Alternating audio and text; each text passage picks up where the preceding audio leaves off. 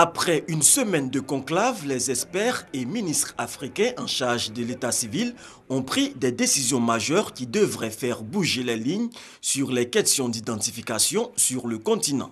Les résolutions essentielles, c'est celle qui consiste à ne pas laisser quiconque dehors, parce que les faits d'état civil sont des faits qui intéressent tout le monde, tout citoyen.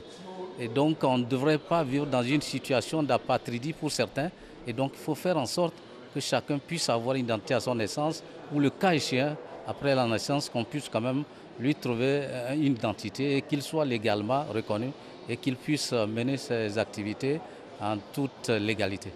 Il a été décidé pour l'avenir de donner une plus grande importance aux préoccupations relatives aux questions touchant aux femmes et aux jeunes, d'accélérer autant que possible les mécanismes permettant de faciliter et de promouvoir l'enregistrement des faits d'état civil. Le financement des systèmes d'enregistrement des faits d'état civil a été également au cœur des débats. Donc, ce que les États attendent de nos partenaires, c'est de leur implication financière et matérielle, pour qu'ils puissent accompagner nos nations dans la recherche effectivement de ces financements. Pour le ministre de l'Intérieur ivoirien Ahmed Bakayoko, tout doit être mis en œuvre pour un état civil beaucoup plus fiable au cours de la décennie 2015-2024. Pourquoi nous ne pouvons pas nous organiser pour qu'à la naissance, l'enfant ait une identité? C'est possible. C'est une question d'avoir cette ambition, d'avoir cette vision et de nous donner les moyens d'avoir des politiques qui règlent ces problèmes. Après Yamoussoukro, la 4e conférence des ministres africains en charge de l'état civil se tiendra en 2017 en Mauritanie. Les perspectives annoncées par le ministre de la Communication, Afoussiata Bamba Lamine, portent notamment sur l'érection de l'Institut des sciences et techniques de la communication en un véritable institut polytechnique, la création de la Société nationale de diffusion, la libéralisation de l'espace audiovisuel ainsi que le passage à la télévision numérique terrestre. Nous prévoyons une réforme des statuts de l'ISTC, pour que l'ISTC soit réellement un institut, puisque les filières qui existaient à l'ISTC vont être érigées, comme je l'ai dit, en école. Donc on aura une école de journalisme, une école de publicité, enfin vraiment on aura toutes les différentes écoles qui participent à l'animation du secteur de la communication. Il est important pour nous de créer réellement une société nationale de diffusion qui va donc permettre la diffusion sur l'ensemble du territoire de toutes les chaînes de télé qui vont venir s'installer, qui vont avoir donc les fréquences. Puisque nous allons passer au numérique, il ne sert plus à rien aux populations d'acheter des télés qui ne sont plus aux normes. Donc si on importe des télés, eh bien, forcément les populations vont être amenées à les acheter. Donc si on n'en importe plus, elles n'achèteront que les télés effectivement qu'on leur présente, à savoir les télés qui sont aux normes. C'est pour ça que nous avons interdit l'importation depuis cette date-là de télés qui ne sont plus aux normes. Cela étant, pour celles qui sont là, qui doivent être vendus, puisqu'il faut qu'on écoule, naturellement, surtout les vendeurs, parce que tous les intervenants à la chaîne doivent aussi être pris en compte. Ceux-là pourront continuer à vendre ces télés. Mais ce que nous disons, lorsque ces télés sont vendues, il y aura des décodeurs qui permettront aux populations d'avoir accès quand même aux images numériques. Le ministre de la Communication, Afoussiata Bamba Lamine, s'est également exprimé sur l'application intégrale de la Convention collective annexe des journalistes et professionnels de la communication. La Convention collective, je pense que c'est effectivement une contribution qui a été apportée, à savoir que vous suggérez qu'on puisse passer par les bulletins de salaire. Bon, le président du CNPLA, il va voir dans quelle possibilité nous pouvons le faire.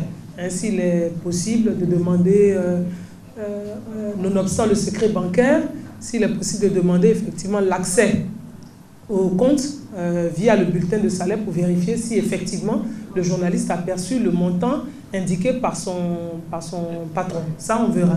Pour le ministre de la Communication, Afoussiata Bamba Lamine, la réalisation de tous les projets de son ministère ne pourra que contribuer au développement de la Côte d'Ivoire.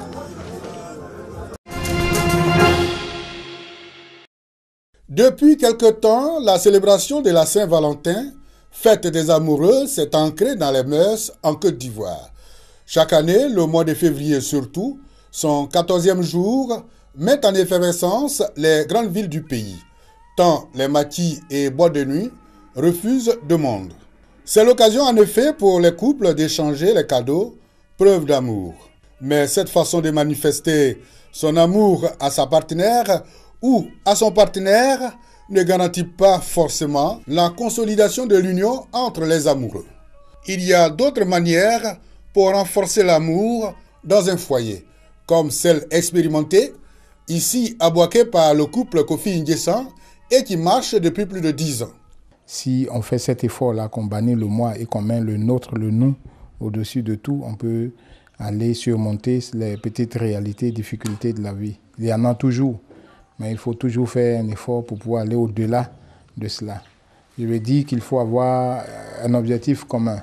Au départ, on s'aimait, c'est bien, c'était l'amour de jeunesse. Et puis après, il y a des enfants, les raisons de vivre. Et puis après, comment préparer l'avenir des enfants. Et les femmes, elles sont ce qu'elles sont.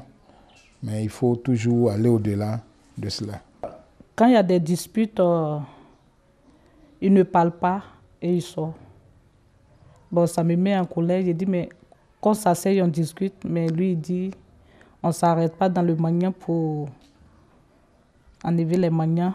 Donc, il sort. C'est quand la colère s'apaise qu'il revient et puis on reprend la discute pour trouver un terrain d'entente. Comme Kofi Nguessan, d'autres couples ont des secrets pour que la flamme d'amour dans le foyer demeure. La préservation de l'amour n'est pas aussi une tâche aisée chez les couples religieux. C'est vrai que nous sommes chrétiens, mais nous sommes des hommes. Et il y a des situations qui prévalent dans notre foyer, qui font que souvent il y a des tiraillements par-ci et là. Mais, comme la Bible nous le dit, il ne faut pas que notre colère, là, le soleil se couche là-dessus. Il y a des personnes qui divorcent, mais ce n'est pas une bonne chose. C'est pas une bonne chose. Je ne conseille pas le divorce. Au contraire, il faut se battre. Parce que quelqu'un qui divorce, je peux dire que c'est une fuite de responsabilité, c'est une fuite en avant. Il est arrivé une fois où il y a eu une situation, et je lui ai donné mon point de vue, il ne l'a pas accepté. Alors que je le voyais partir dans l'erreur, je ne pouvais pas le laisser partir, donc j'ai appelé les pères spirituels, ils ont fait et les choses sont entrées dans l'ordre.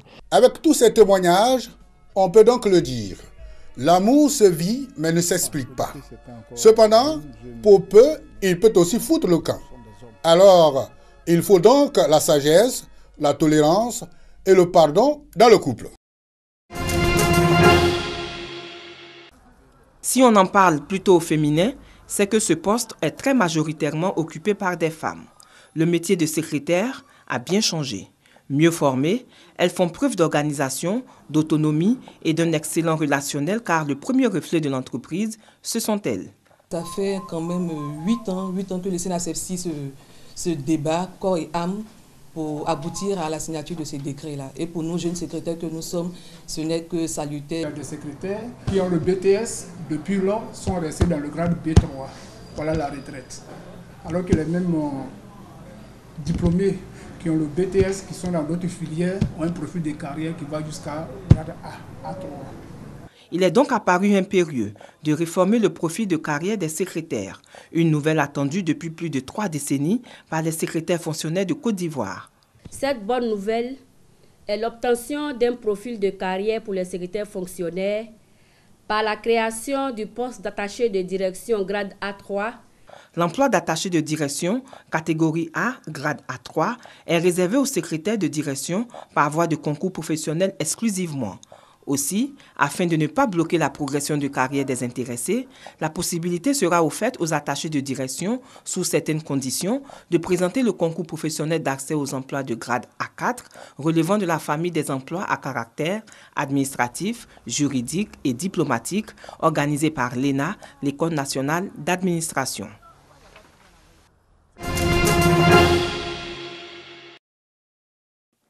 La bonne gouvernance, le renforcement de la démocratie, la contribution au retour des réfugiés, la réforme du secteur de la sécurité, des thèmes développés par les responsables de l'Association ivoirienne des Nations Unies, AINU, au cours du lancement des activités de la structure. L'AINU entend, à travers plusieurs activités qu'elle compte organiser sur toute l'étendue du territoire national, sensibiliser les populations sur l'importance de la paix et de la cohésion sociale. Le principal objectif de reconstruction étant d'aider la Côte d'Ivoire a renoué avec sa légendaire paix d'antan. La sécurité, l'alimentation, un abri et des services sanitaires de base devaient être fournis en premier. L'Association ivoirienne des Nations Unies veut également apporter sa contribution à l'amélioration des conditions de vie des populations. Une contribution qui, selon les responsables de l'ANU, prend en compte l'emploi des jeunes, l'autonomisation des femmes par l'éradication des fléaux tels que les violences faites aux femmes et le travail des enfants. Cette activité a vu la participation des représentants du ministère d'État, du Plan et du Développement, de l'ONU, de l'ambassade de France, de la société civile et de la chefferie traditionnelle de Côte d'Ivoire.